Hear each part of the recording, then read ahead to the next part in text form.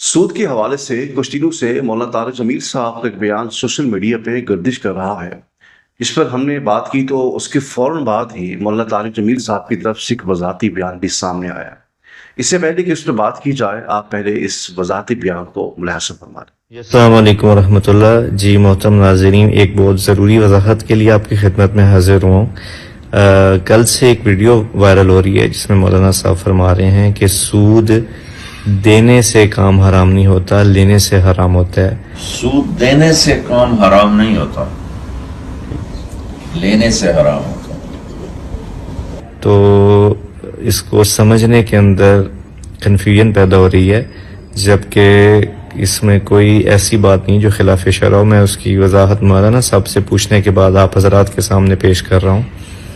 एक तो सबसे पहले ये समझ लें आप कि ये ओवरसीज़ पाकिस्तानी हैं। मौलाना साहब पाकिस्तान से बाहर बैरून मुल्क मौजूद हैं। वहाँ पे ये सवाल किया गया है मौलाना से कि क्योंकि आप समझ सकते हैं जो ख़ास तौर पे बाहर लोग रहते हैं कि वहाँ सारा निज़ाम सूद में जकड़ा हुआ है, आपके पास ऑप्शन नहीं होती।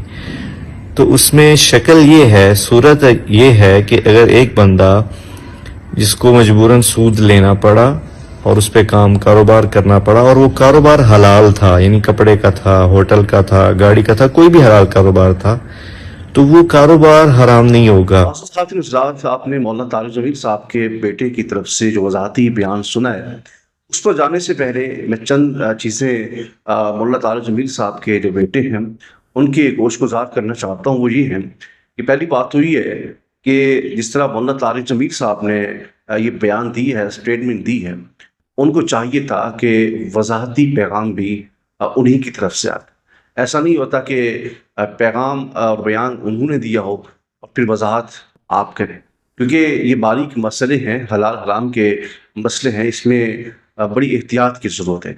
इसलिए जिस तरह मौलाना तारिक जमील साहब ने ये स्टेटमेंट दी थी, तो लाजमी भी यही है कि वजाहत भी मौलाना तारिक जमील साहब ही करते हैं। और दूसरी गुजारिश ये है कि जो आपने वजाहत पेश की है जो कुरान और हदीस के खिलाफ है, इसका मतलब तो ये होगा कि अगर कोई शख्स चोरी करता है या डकैती मारता है और वो कहते हैं मैं डकैती शुदा पैसे हैं, जो चोरी शुदा पैसे हैं, मैं इनसे गरीबों की खिदमत करूँगा, गरीबों को बांटूंगा, गरीबों के अंदर तकसीम करूँगा, उनकी ज़रूरियात को पूरा करूँगा, तो क्या इस्लाम और शरीयत इस बात की इजाज़त देता है?